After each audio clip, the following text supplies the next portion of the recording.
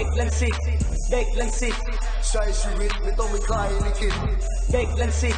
เด็กลังสิตที่พวกมึงดูถูกว่ากูเอ็นไม่ติดเด็กลังสิตเด็กลังสิตสาวโคตรเด็ดมีทั้งหวานและเผ็ดเด็กลังสิตเด็กลังสิตอยากมาตรงหลังมอแล้วไปแดนเอาเดอะฟลอยเฮ้ยอยากจะกินเธอให้เสร็จกินกัน10 ครั้ง 10 คนก็คงยังไม่เข็ด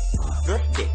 ก็ชอบเที่ยวที่นี่ตลอดน่ารักอยากจะดึงมากอดเธอคงจะชอบซูเปอร์สตาร์แต่ผมเป็นชายธรรมดาที่แต่งตัวไม่มีราคาเธอไม่ชอบแบบอาร์ติส everyday smoke weed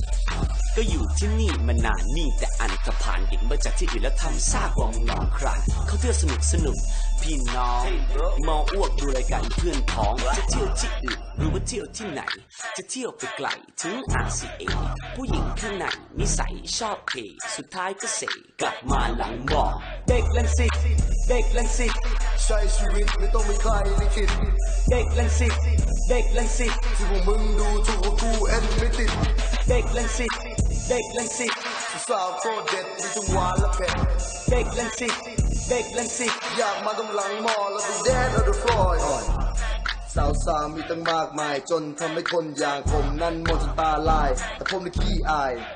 ถ้าเราได้เซฮายรับรองพี่จะพาน้องไปเก็ตไฮไม่มีอะไรที่เสียหายจะได้รู้จักรับรองไม่มีคำว่าเซบายน้องตอบว่าไม่พี่ก็แค่เสียดายถ้าน้องมีใจพี่อยากจะขอลาดาวไลน์เหรอพี่ใช่น้องคนนั้นปะถ้าเกิดใช่โปรดปล่อยไปอ่ะเพราะผมก็เคยปล่อยในปล่อยข้างในไปแล้วอ่ะพี่จะรับได้ไหมเด็กลังสิตเด็กลังสิตใช้ชีวิตไม่ต้องมีใครลิขิตเด็กลังสิตเด็กลังสิตที่พวกมึงดูถูกว่ากูเอ็นไม่ติดเด็กลังสิตเด็กลังสิตสาวโคตรเด็ดมีทั้งหวานและเผ็ดเด็กลังสิตเด็กลังสิตอยากมาตรงหลังมอแล้วไปแดนเอาเดอะฟลอยหัวใจดีรักเป็นมักเป็นเลเตอร์ที่ลิ้นก็งานดีอยากฟิชเชอริงสักทีเดอะสตาร์ก็มีของอร่อยถ้ามีโอกาสเดี๋ยวพี่จะไปหาบ่อยๆมอกรุงเทพมอธรรมศาสตร์น่ารักจริงแต่หาคนซิงจริงๆยากกินมาแล้วทั่วทุกสารทิศสุดท้ายก็ตายหลังท้ายทางให้เด็กลังสิตเด็กลังสิตเด็กลังสิตใช้ชีวิตไม่ต้องมีใครลิขิตเด็กลังสิตเด็กลังสิตที่พวกมึงดูถูกว่ากูเอ็นไม่ติดเด็กลังสิตเด็กลังสิตสาวโคตรเด็ดมีทั้งหวานและเผ็ดเด็กลังสิต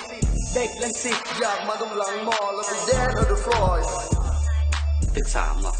ไม่ก็ตึก15โคตรมากูว่าตึก2แล้วจะเป็น11ไม่มากว่าเชื่อกูมีเงินกู้ไหมพี่